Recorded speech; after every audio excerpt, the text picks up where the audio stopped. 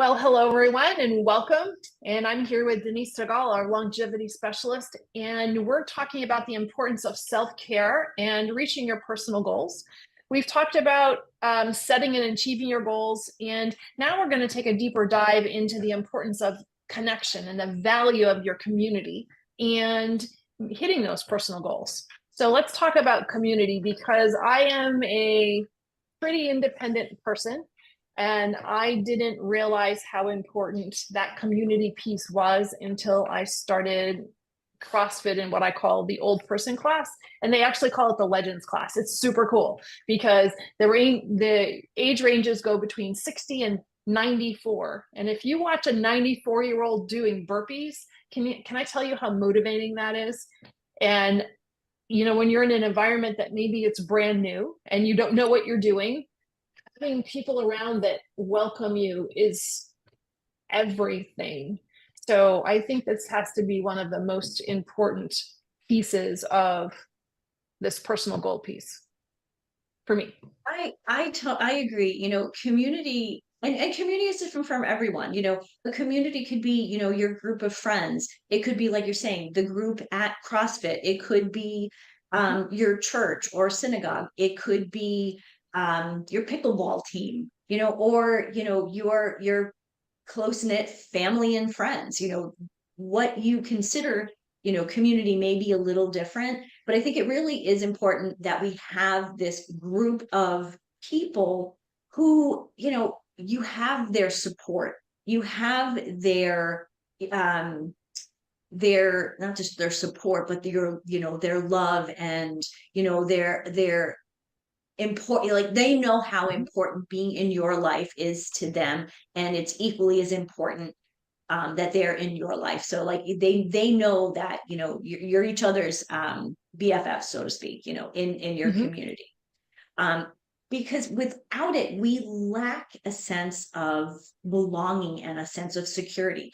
So if you don't have that, like how do you grow personally, if you don't feel like you belong anywhere, or if you feel insecure, there is no sense of personal growth. You can do a lot of reading and a lot of things like that, but when I think of personal growth, that's a part of it. But personal growth also means, how do you connect with others? How do you connect with the world? And what is your place amongst all of the the people in the world? Because we all do have a place. And I think community helps us understand that. And we're so much more separated from each other now than we used to be. Yeah, we really are, and I know we pick on social media a lot, and the challenge that I see with social media is we look and we say, oh, look, we have 495,000 friends, but who do you really know? Who, do you know do you know if they're married or not? Do they have children? Do you know what their kids do? Do you know what they do other than, what it says on their Facebook feed? So when it comes to connection, sometimes it can start online, but I think it's so important for us to take it off, and actually meet people, because that's really a community. Unless you're talking to somebody all the time on Facebook, and talking like we are here, where you can see each other, it's not really a community. Because when you're facing a challenge or a setback, how does your Facebook group, how does that help you? Or the people that are friends with you on Facebook, are they giving you guidance? Are they giving you the support you need?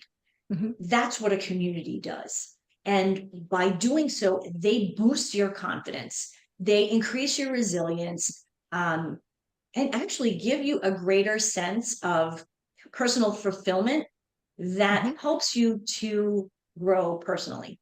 So without that fulfillment, it's kind of void. And so what's the point, right? So having a community of people can help you grow and really increase that sense of fulfillment and purpose. Especially when for some reason, you don't show up, maybe once or twice. And then they're saying, gee, where were you? We missed you. And when somebody says, oh, we missed you, how does that make you feel? It makes you feel really good inside. It makes you feel like you're valued and you belong there. And Yes. that is really important. Absolutely. I mean, we want to feel wanted. Mhm. It's funny, we really are a tribal species. We've gotten so far away from that. But when you look at, how did we start? We started in tribes and, groups of people or troops of people. In this day and age, we call it family.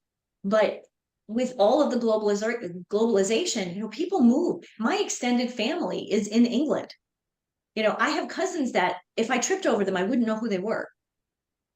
So when it comes to, community, sometimes we need to create that community of people who, yeah, care. And have, yes, you feel great when somebody says, "Oh, we miss you." But at the same time, there's a little bit of guilt there because you're like, "Oh, I let somebody down. I don't want to let somebody down because I don't want somebody to let me down." So there's all of a sudden there's this new feeling. I don't want to call it responsibility, but it's part of a connection when you're connecting with people. And it can And help you stay on track for your own personal goals. well, Because it absolutely, is easy absolutely. if you are all by yourself, and it is easy to not, oh, I'm just going to do part of this. It'll be fine. Yeah. Maybe I'm speaking for myself. I don't know. Oh, it'll be a fine. These damn exercises for this hip. Yeah, there are some days I'm like, and then I go to the PT person and I go, well, I don't think I did that one enough. Mhm. I guess it was supposed to be important, but that's just because it's me here in my office or by myself. So having somebody else to hold you accountable or Yeah. remind you why it's important. Maybe Yeah. that's even more than hold you accountable. Absolutely. And it's those shared experiences too, because maybe that the person, whether it's your physical therapist, maybe they've been through it, right? Mhm. And they know that, they've gone through it. And if you do this, um, you're going to do so much better than if you don't. And they know it by, through experience. It's the experience that these connections really can help, how they can help us grow is, when we hear something from someone, and when you're young, I understand this. When people are young, like they don't want to, they want to figure it all out themselves. But when you get to a certain age and you realize that you can learn from other people's experiences, other people's mistakes, and other people's successes, easier is it to move forward and actually reach your goals because you've heard about the pitfalls. So you learn how to avoid those because the community is saying, okay, we tried this, don't do that. Mhm. Oh, don't eat the, back in the day, oh, don't eat those berries from that bush, those will kill you. Okay, I won't eat those, right? And community is funny. It could, it's usually people with similar interests. It doesn't necessarily mean backgrounds. A lot of communities, we have people from all over, but sometimes it includes people with similar backgrounds, but definitely people that have similar goals, experiences, and values. And common And common interest for that particular thing. hmm A book club. Absolutely. You're all there because you want to read. Right. Exactly. I think an important piece too with community, as people are sharing and they're sharing their experiences, um, when it's our turn to share, whether it's, I have knowledge to share with you or I need support, you feel validated and seen or heard, Mhm. because somebody is actually really listening. They're there. They're there to help you. They're there to listen. They're there to respond and to help you through. So the one thing a lot of women say when I'm working with them is like, I just don't feel heard Mm. or I don't feel seen. I go to the doctor and they tell me XYZ, but they're not listening to me. And I understand that. But when they're in my community, whether they're working with me directly or, within my group program, they feel heard because I give them that opportunity. They get the opportunity to speak and to share. And I think that's what helps to strengthen those bonds and gives people that sense of belonging and acceptance. This helps them grow personally. So actually, then they can grow professionally as well. Mm. I like that. And that being heard is important, or being able to offer your input. And not from an ego standpoint, like you have to be the one that says something all the time, because there's the ego piece, but then there's the offering your, and not advice, but offering your input to a particular situation. You never know how that's going to affect somebody else in the group positively. It's what can you offer to lift everybody up, because it also gives you an opportunity to accept what they're saying more personally too. Right. And how many times when you're talking to somebody about something, does it feel like it becomes like a brainstorming session and you come up with this, Mm-hmm. this new solution that, on your own, maybe you would have come to the conclusion at some point, but together during a brainstorming session or, a conversation with people, you come up with a solution so much easier. And whether Mm-hmm. it's the other people or person, that said that kind of gave you the aha moment, 9 out of 10 times what I find during these conversations is if I'm looking for support, I end up coming up with my own aha, but the Mm-hmm. other people kind of pulled it out of me. And that's exactly what coaching does, is we pull it out of a person. And so as a coach, I work with a coach because, we all need to have that community. So I have a community of people, but I'm in a community too. You and I are in a community together, and you don't have to just be in one community. I think that's another thing to be aware of is, you can be in different communities and still feel a part of each one equally.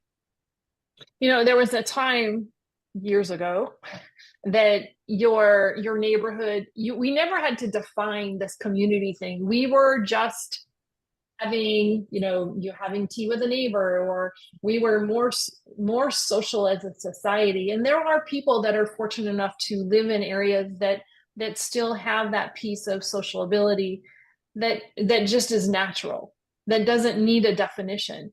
But in a paced life, especially if you're really pushing for some professional goals, your personal stuff is going to be put to the sideline more times than not. And realizing, I think what you're bringing about in this segment is so important to remind people that in order to be successful, you said this already, but in order to be successful in your professional side, you have to take care of your personal goals and your personal well-being first. Absolutely. I couldn't have said it better myself. I think you did. Thank you, Denise, as always. Hello, everyone. This is Jean Gallagher, Discover Rising Tides, and I want to just take a moment to talk about my friend, Denise Stegall. I am honored to call her as a friend, and I'm so grateful that she gives us her insight during our shows, each show, and talks about healthy living, eating real food. You hear Denise say, eat real food a lot. Well, she means it, and she knows what she's talking about. She is an amazing healthy living coach, curator at Living Healthy List. And if you ever have any questions about what is real food, why does it matter, how does that apply to me, how do I change, what do I need to do, how do I even create a healthy living shopping list, make sure that you call her. She is your healthy living coach, and you can find her at healthylivinglist.com. Hello, everyone, and welcome to Discover Rising Tides, How the Outside Makes the Inside Better. I am Jean Gallagher, and I'm really excited. And as you can see, we're here from the barn in Maine, the ongoing project, and maybe we'll share some pictures of this too, but I'm really excited for the conversation that we're going to have, and welcome, Susan. Hi, welcome. Thanks for having me. I'm equally excited. This is so fun. So Susan Otten from Indie Do Good, but there's more to this story here. So Susan, give us a quick bio and a little bit about Indie Do Good, and let's just dive in. Okay, yeah, I'm happy to. Indie Do Good is a business we started in 2016, and our mission is to help small businesses and entrepreneurs do good in their communities and our world. And, everybody's passionate about something. Everybody loves something. And this is a way that we encourage our clients to support what they're passionate about. And it's so much fun because we provide services like warehousing and logistics, pick, pack, ship, give them some advice on the world of Amazon, introduce them to people. I think I want to put on my business cards the next time I print them, Chief Dot Connector, because, you know, we know a lot of people. And for every client, we give them an easy button because we want them to think of us when they have a problem or to solve. We also do marketing and engineering that leverages both my and my husband's career experiences. I've been in tons of businesses, global businesses and corporations, doing marketing, branding, and social media stuff, communication. So, but my real heart and the thing that I love, and it's a good example of how amazing my team is and our company is, I and my daughter left for 5.5 months to go hike the Appalachian Trail. And, you know, how does an owner do that? How does a leader of a small business do that? And it's because the culture that we have, it's more like family. We got each other's back, you know, we're supporting each other and supporting our clients. So without missing a beat, they handled things while I was gone. And it gave us the opportunity to hike the Appalachian Trail. And here in the Midwest, not a lot of people know about the trail. You're up in the Northeast, so you know it intimately. And but it goes from Maine to Georgia. The length of the trail changes a little bit because they do trail maintenance each year, but for us it was 2,193.4 miles. So it's easier for me to just say almost 2,200 miles. But it was with my daughter, who's a little bit different than I am, a lot younger, of course. She's an emergency veterinarian. She played 2 sports in college at a D1 level. She's run more marathons literally than she can count. She, you can't remember how many she's done. She's an Ironman, and she really stepped up and became the leader of the team, which is kind of hard for me to say, being a strong, you know, businesswoman, and, you know, I'm usually the one in charge. So that was a little bit of interesting dynamics of kind of granting her that, but she was great at the logistics and figuring out how far we could go that day and where we were going to stay that night. And then we did videos at the same time. So she was the videographer, the editor. She'd upload to the cloud. We had an amazing marketing person that supported us, and pro bono smushed all the clips together, added the soundtracks, put in the text, and then published them to YouTube 96 times. We have 96 videos. So if anyone wants to live vicariously through our YouTube channel, they can watch us along the way. And for us, our do good, our bigger purpose, the thing that really propelled us along the trail was we were doing it to raise funds for Parkinson's disease research, because my husband and Greta's dad was diagnosed with Parkinson's at about 50 years old. So not, I guess, anything under 60 is early onset or something about that age. So not real young, but young enough to have lived with it for some time now. So, and I'd like to share that we raised over $95,000.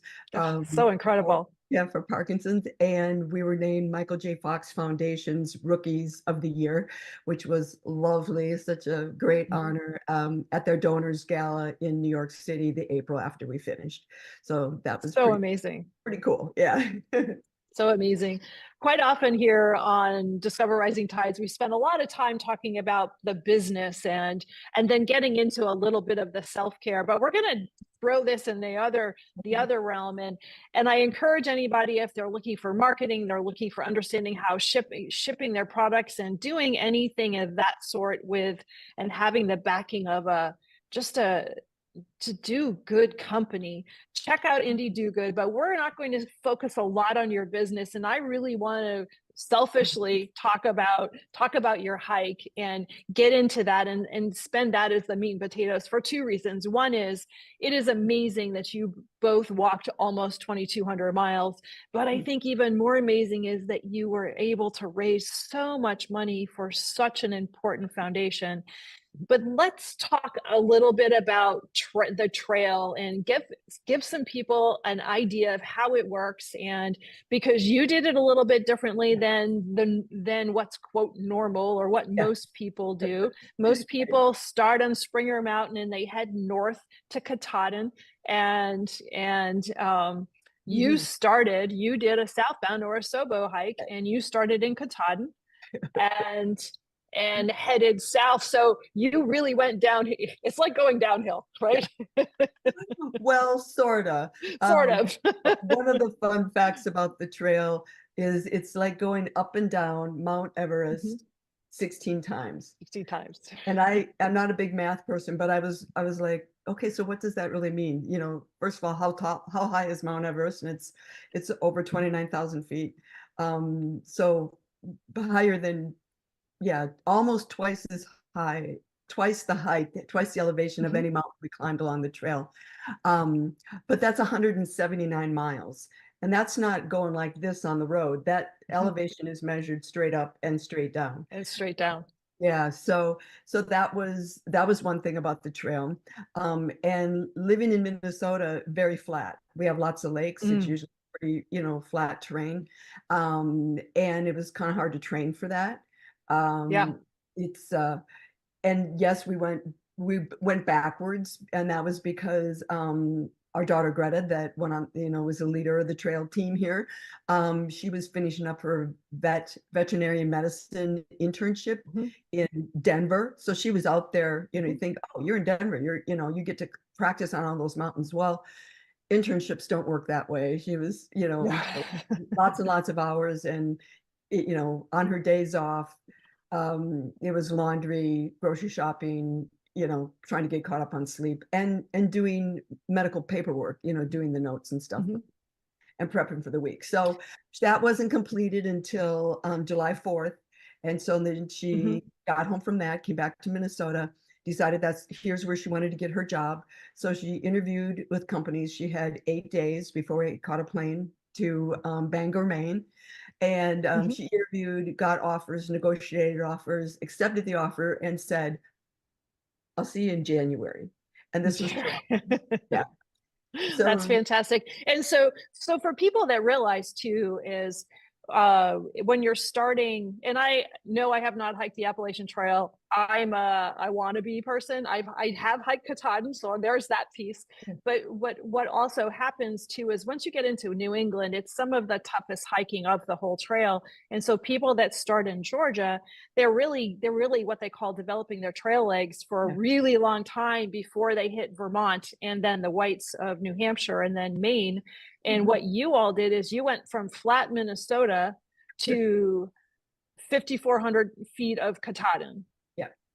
Yeah. And the other thing about, elevation, when they say 5,400 feet, you're starting at almost sea level. So that is, you think, oh, those mountains aren't that high.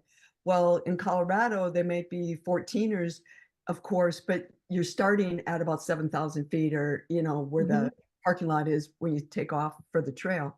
So it is a lot of elevation. And that was a bit of a surprise. I didn't understand that geography until we got out there. The other thing, you talk about trail legs. I think I need to, and I've told people this before, it needs to be corrected. It needs to be trail legs, trail abs, trail arms, trail brain, trail butt. Yes. It's there's a lot to it. And again, we did a fair amount of training. We did a practice hike. It was only 12,500 feet. We started at about 7,000 feet, but there was over a foot of snow up there. It was Memorial Weekend when I had time off. It snowed the week before, it didn't melt at those higher elevations. And so we got to, and the whole purpose was to test our gear. It's something that is traditional, especially as a new hiker. We had never backpacked before, ever. Wow. And so, you got to make sure that every ounce in your backpack is worthy. We started out with about 40-pound packs, which were too heavy. I think we finished with about 25-pound packs. So we got really smart. They say you pack your fears. What was heavy for you? Yeah, it was heavy. I think the other thing about starting north and going south is right after Katahdin, which is not really a walk in the park. That's a pretty No, not at difficult. all. Yeah, and then the down is always worse than the up. And we decided to go down a different way, of course, and we came up, and that was the much harder way. And again, not really used to climbing and stuff like that. The other thing is my daughter is 6 foot tall and I'm barely 5'4". And so she'd go first and she'd say, oh, just put your foot here, you know, hang on to with your hand here and put your foot here. And it's like, but wait, I have 8 to 10 inches that I have to slide my butt down this sheer rock. And hopefully I can catch that toe hold so I don't keep going down the mountain. Right. So, and that was the Katahdin is full of huge boulder climbs. Yeah. Yeah. So that was interesting. Yeah.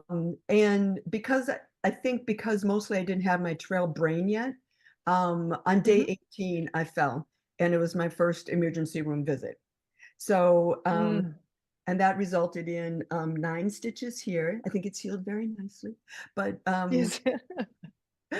but we had to walk 3.5 miles to get to a road crossing, no cell connection, so we didn't know where the closest ER was. It wasn't bleeding too bad because it was first week in August. I had a buff on that was pretty tight, so the compression was helping. And that was the experience of our first miracle. Hadn't seen anybody hiking all day. And one thing you learn about the trail is the community along the trail is unbelievable. And it was about 1:30 in the afternoon. I tripped on a root.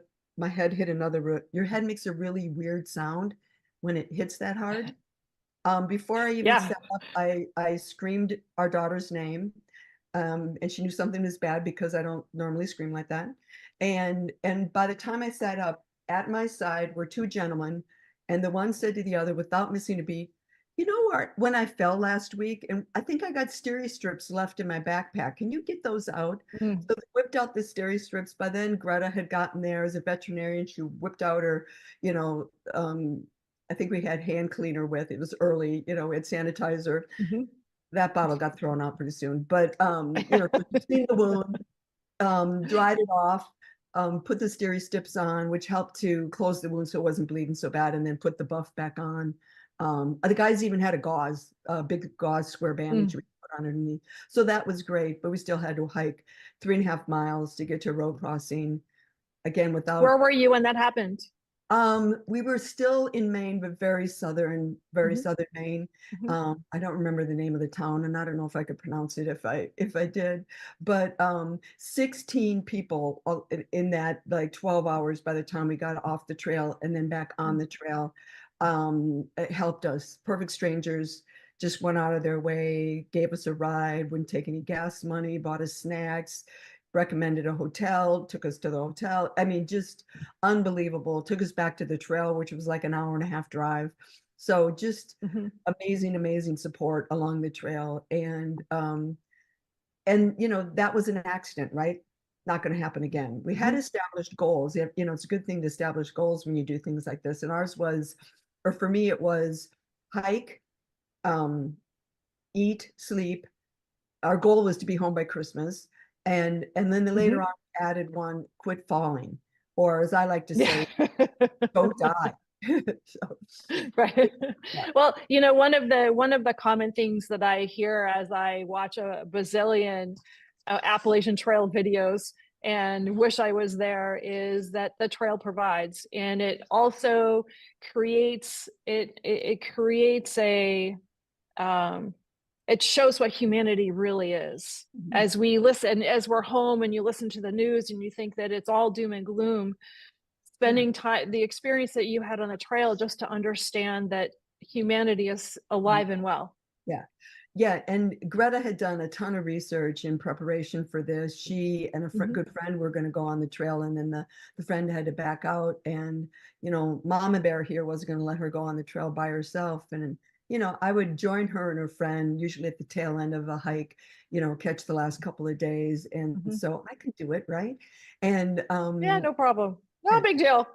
No big deal. But the thing is, she had read about the amazing community along the trail, and we got to witness that firsthand. I mean, we stayed with 25 perfect strangers. They're called trail angels. From our videos, they could kind of figure out sort of where we were, you know, where we were or what cities we were coming up on. and cities, that's too big a word. We didn't go through a single city, trail towns.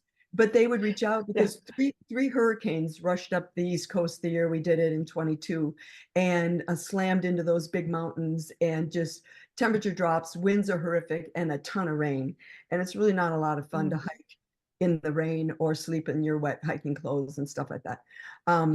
But they would reach out and they'd put a comment on YouTube or on our social media stuff and say, hey, we're close to this crossing. We think you're close.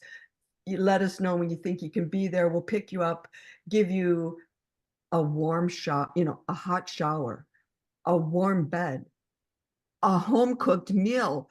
Oh my goodness. They'd let us do our laundry, Woo! That's a huge deal. Yeah, it's huge. A warm shower is amazing. Oh, it was so cool. And it was great. Any bed was amazing, but if it was twin beds and we got to sleep farther than, the 6 inches apart in the tent, whoa, that was a big deal.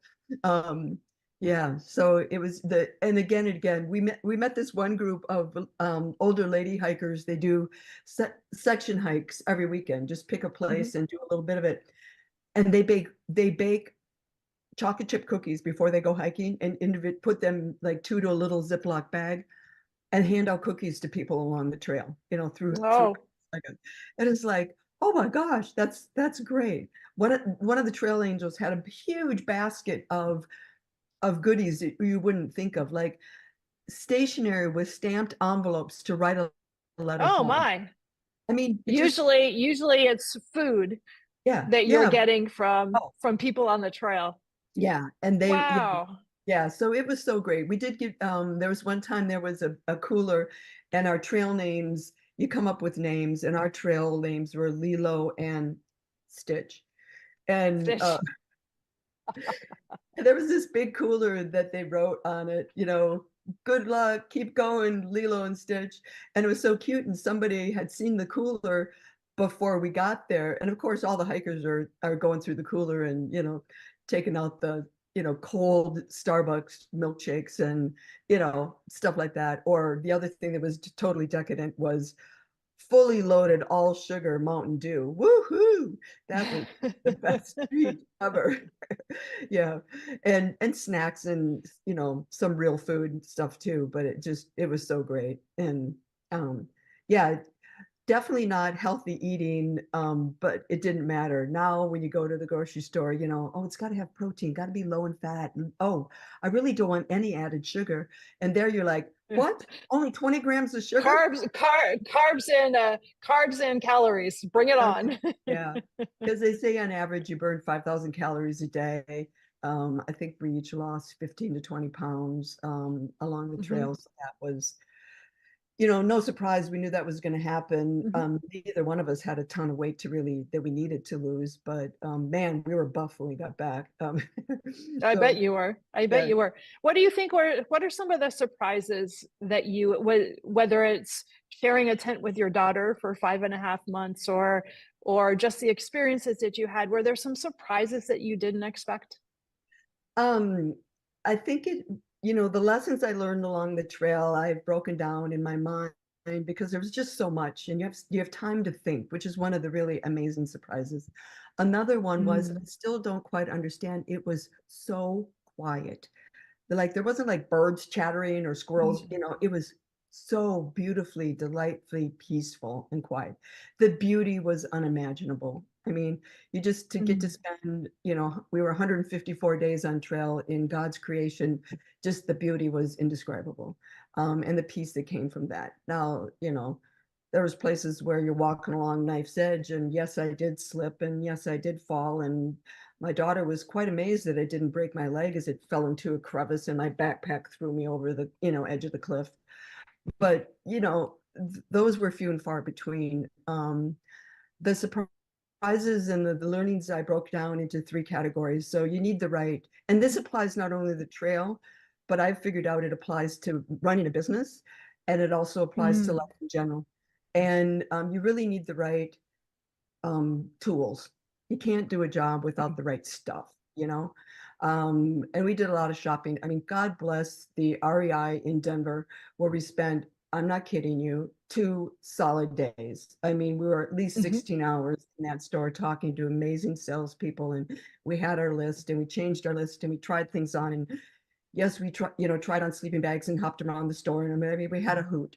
We have a video of that too. But so you got to have the right tools, without denying. There was people on the trail that were ultralight, trail runners that had it was like a string bag, but they were ultralight backpacks, and there's both ends of the spectrum. Gives me great appreciation for Grandma Gatewood, who was the first woman to through hike the trail at like what 65 years old, and her backpack was, and her kids. Yeah, her kids and a gunny sack. Kids and her on a stick. Yeah. Yeah. And I think she had a shower curtain for her tarp if it rained. And if anybody's curious, I would encourage them to read the book about her. It's really phenomenal. Yeah, it's amazing. Phenomenal. And I think she did the trail 3 times. I think the last one she was into her 80s. Yeah. So I got nothing to whine about. Good grief. Yeah. You got a few more trips left in you. I know. And then the second is training. Okay, you can have the best tools in the world, but if you don't know how to use it, doesn't matter. So, and that's, I mean, apply that to business. You can buy the best computer systems, you can invest in AI, but if people don't know how to use it, or it's not easy to use, or whatever, it doesn't work. I mean, like, we practice putting up the tent. We practice packing the tent up. We made sure that our inflatable sleeping pads, there was this thing you could scoop air into it and then squish it into the bag. We left that at home. That was heavy, and I could blow it up just as fast back, and Greta was making dinner and I was setting out our sleeping gear, inside the tent. So we both had our jobs. And then the third T is team, of course. And, you got to have the right team. And Greta probably could have done the trail without me. I was pretty much a boat anchor, but yet she turns it around. She says, but people liked you. You made them laugh. I was not your normal hiker. There's, I think it's 20%, maybe 30% of the people actually finished the trail that are through hiking it. There's, the people over the age of 60 is only about 30% of the hikers, or 20% of the hikers. And then women are 1/3 of the hikers. So you do all that math, which I can't do, but it's not very many old women that through hike the trail.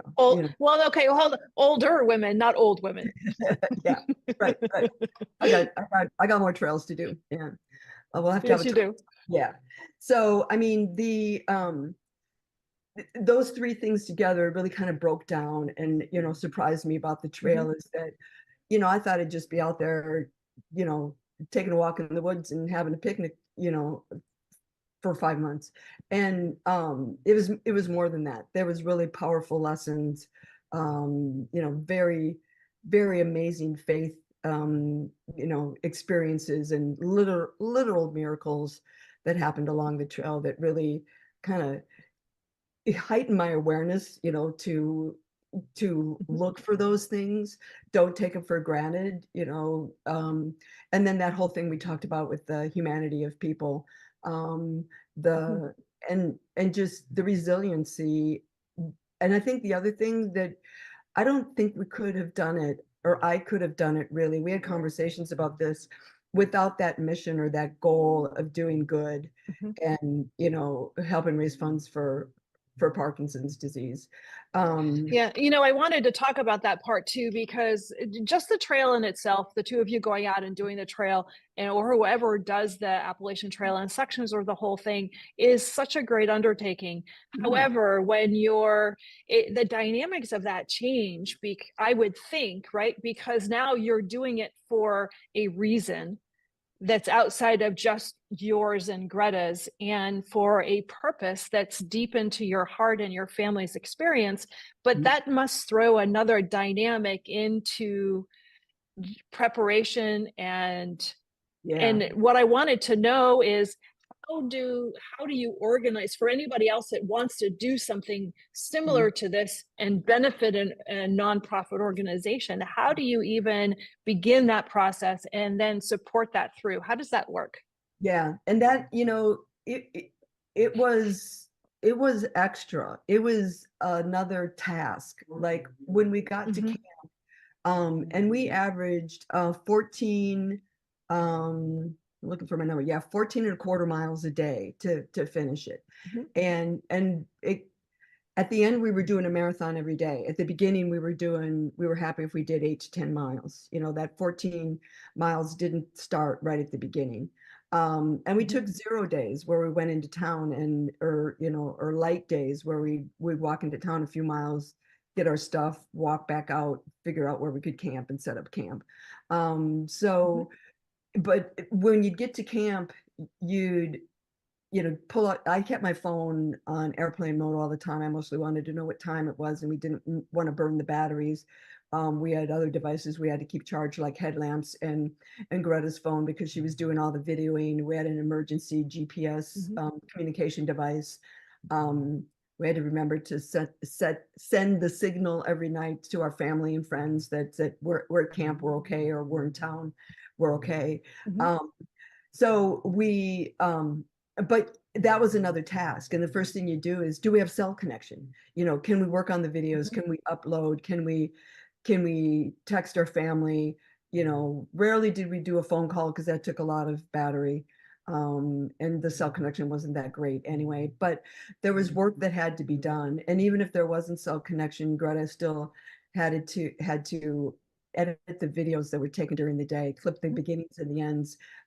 She would title them all and put them each into a folder. Each video had its own folder in our cloud, in the cloud we established. And so we'd upload them, or she'd upload them, all of them together in one batch when they were all ready. And then our marketing guy would pull them down and publish them. So, and we tried to publish every other day, or rare occasions a third day. So that was hard because if we didn't have cell connection, we still had work to do. But if we did have cell connection, we had a lot of work to do, because then we were checking. It's a lot of work. Yeah, Facebook posts and replying to every comment that we could, and reading the comments in to the videos, because people, we were checking the weather every day. We were getting information that way too. So that was good. It was just the mission, though. When we went to the gala, it was amazing because the number of people that support the Michael J. Fox Foundation through these kind of efforts, it was extremely humbling. And like, we got there and like, okay, remember, little over $95,000, 154 days on trail. I don't know what the math on that is, but there was a family there that's been doing events for 15 years. They do a bike event. In the year that we did the trail, they raised over $1.5 million in that one-day event. Over the course of their efforts, they've raised over $11 million. This one family, it's just, Isn't that amazing? Yeah. There's another group that does Top Golf events, a nationwide golf tournament, because Top Golf can network all their sites together. And the year after the trail, I ran the Minnesota Top Golf, and I'll do that again this year. If anyone in Minnesota wants to come Top Golf with me, let me know. But there were so many creative ideas and so many things that people did. And actually the year that we were on trail, there was so many like milestone discoveries. The protein that's present in people's brains that have Parkinson's was identified in the year we were on trail. Wow. And they've done this huge study for years and years and years and years. And it involves both Parkinson's patients and people that don't have Parkinson's, because they want to have, comparisons. And I signed up for that. It's so fun. The first thing you do is this scratch and sniff test, because your sense of smell is affected. And it's like, man, if you can't identify the difference between burning rubber and strawberries, you might have Parkinson's. So just saying. But I passed that. I passed the interview. I passed, filling out a whole bunch of forms and stuff like that. But I failed. Loser.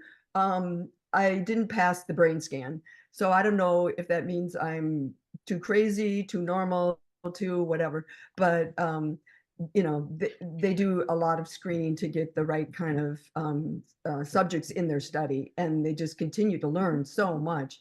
So anybody that is interested can go to the Michael J. Fox Foundation's website. It's so great, the information that is up there, the studies that are done, the reports, the ways you can get involved. I have a good friend there that I was actually eyeing this. Michael J. Fox Foundation does a hike of Kilimanjaro in Tanzania. And I'm like, I've always wanted to do that, but not this year. And you only have to raise a minimum of $10,000, which is easy peasy.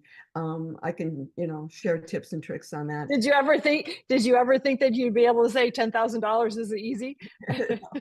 No, that was funny too, because at the beginning, I think 10,000 might have been the first goal that Greta set, because when she did the Ironman, she raised over 6,000, I think it was.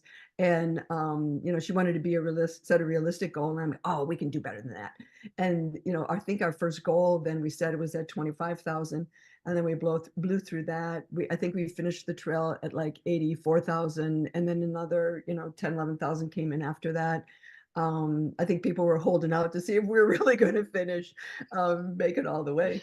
That was good. Where do you think, so did your YouTube videos drive a lot of the donations, or what did you do to get the word out? How did you work that? Yeah, well, the YouTube videos were really, it was, again, Greta's idea. It was great. She had watched a bunch of videos ahead of time. She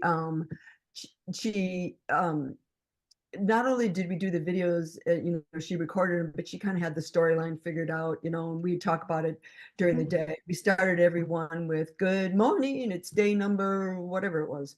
And which was so fun, because the last day, was special. The first day was special. And we'd like forget what count we were on and stuff like that. You'd have to go back and check the recording from the day before. But it was also a great thing. We got a lot of really good feedback that people loved the videos. They turned off TV at night. They weren't that short. We usually put 2 days together, so they would watch one day and then wait and do the next. As soon as they saw the good morning, they stopped and would watch the next episode the next night. They said it was great, great content for kids. They could explain what we were doing, talk about Parkinson's, talk about raising money, that kind of stuff. We were a little crazy on the trail. I mean, we got a little slap happy.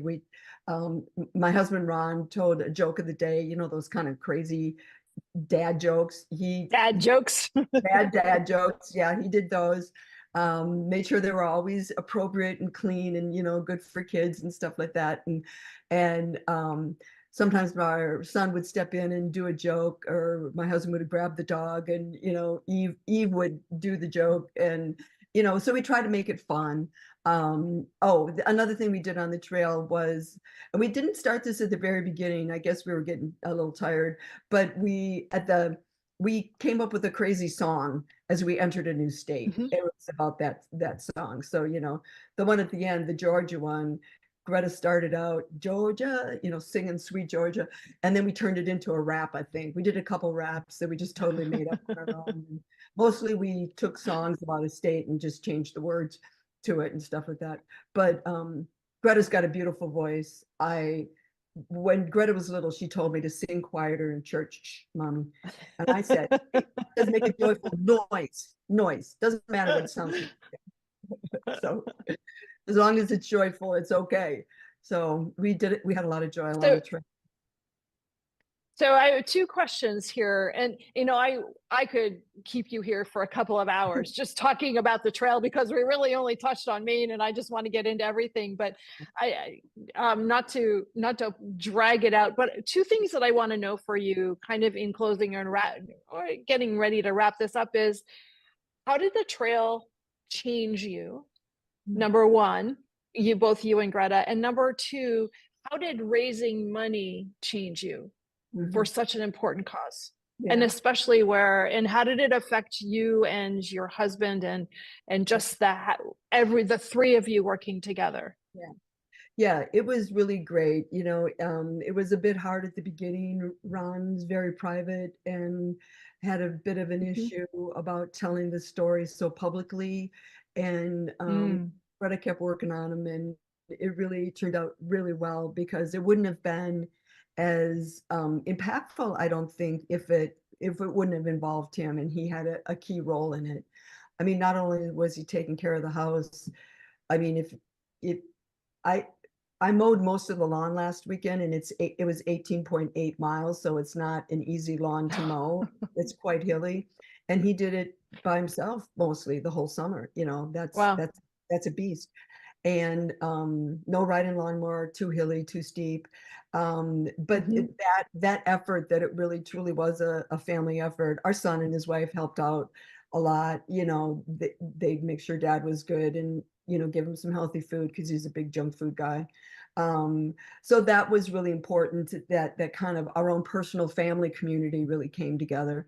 And then, the trail was hard, it was long, but it was always the big goal. And that really, weighed on us, that even with my second injury, so, 2 ER visits, that one was 10 staples across the top of my head in the lovely state of Roxylvania.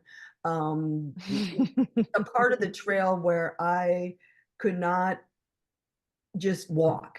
I had to mindfully place my foot, make sure it was stable, and then move my next foot and place my next foot. And I knew I was going down, so I did the tightest tuck and roll you can do, backpack on, and that's why I got the injury at the top of my head. And it's a little weird having a staple gun, across the top of your head.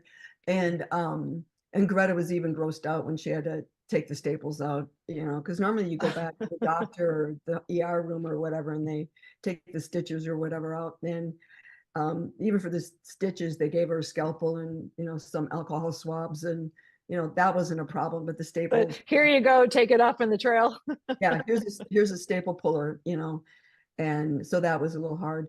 But it all pales in comparison with what people and their families, people that have Parkinson and their families that support them, what they go through.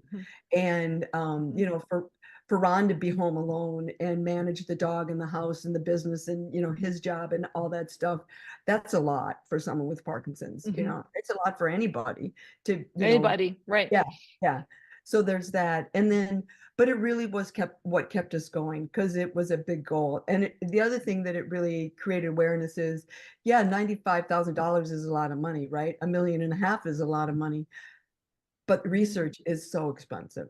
And Michael J. Fox is doing such a great job taking a really aggressive risk approach, reasonable, but they're being aggressive. They want to find a cure. And I think that's the right approach, that we got to find a cure.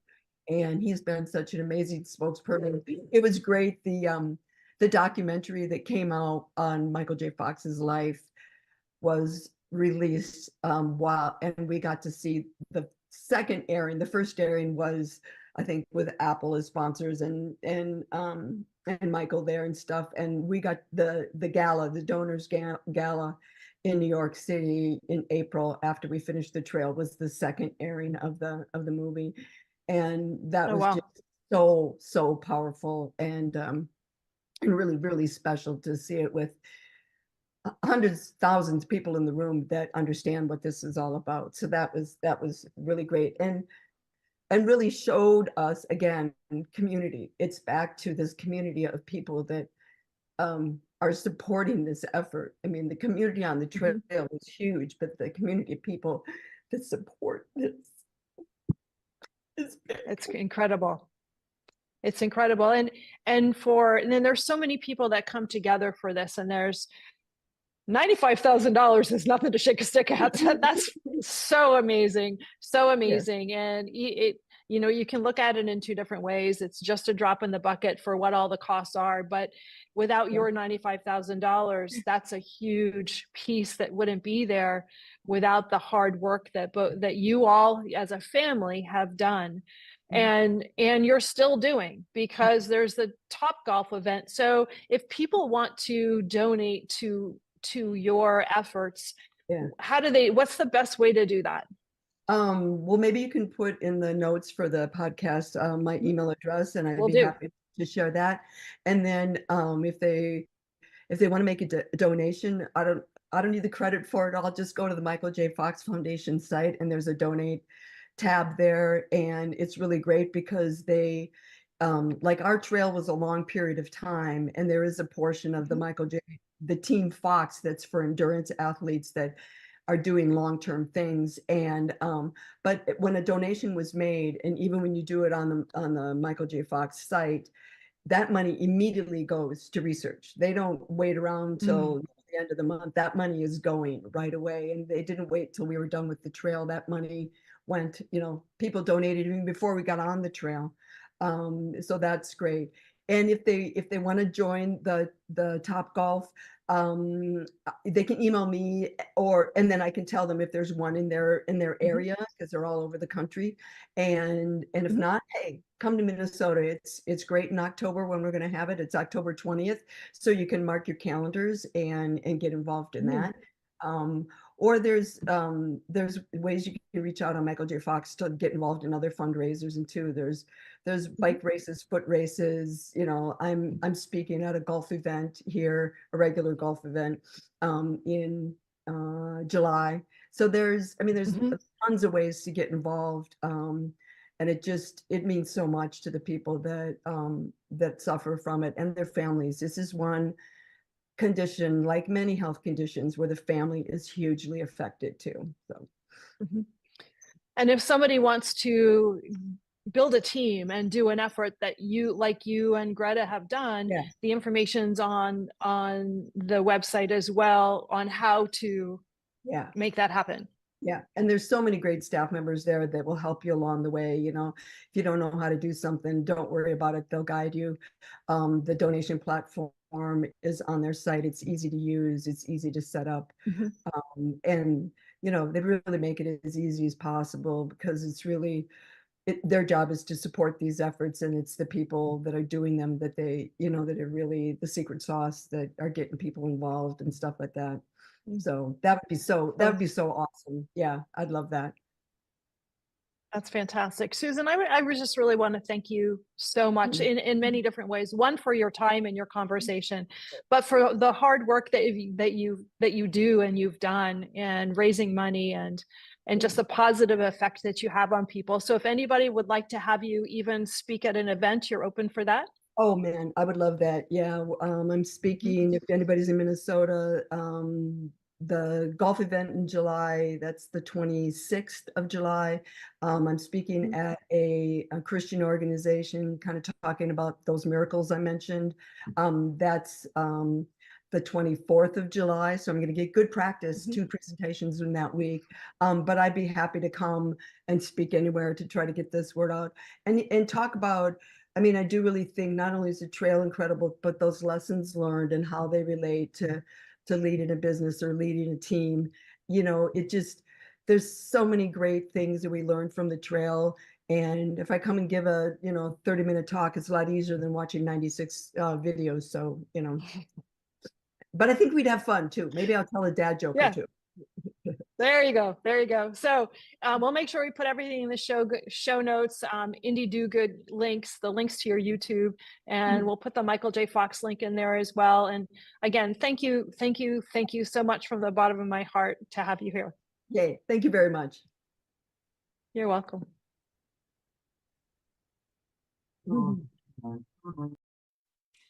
Thank you so much for listening today. Today's show is sponsored by Seaside Solutions, my financial services company. As a business owner, it's easy to be pulled in many different directions, and often taking care of yourself plummets to the bottom of the list. For me, I find myself outside to reground. My time outdoors helps me manage my day more effectively and be more present for my clients. Through this, Discover Rising Tides was born. At Seaside Solutions, we truly believe that education is the foundation of financial wellness. Our primary focus is to provide guidance that is designed to help you achieve your long-term financial goals and visions. Working with a plan allows space for doing more things that you love, like being outside to make the inside better. If I can help you create or realign your plan, or if you would like to be added to my weekly newsletter, please let me know. This week's topic was 5 ways to set more achievable goals. Your referral means the big, beautiful world to me, and if I can help, please let me know. And thank you so much for listening, and see you next time.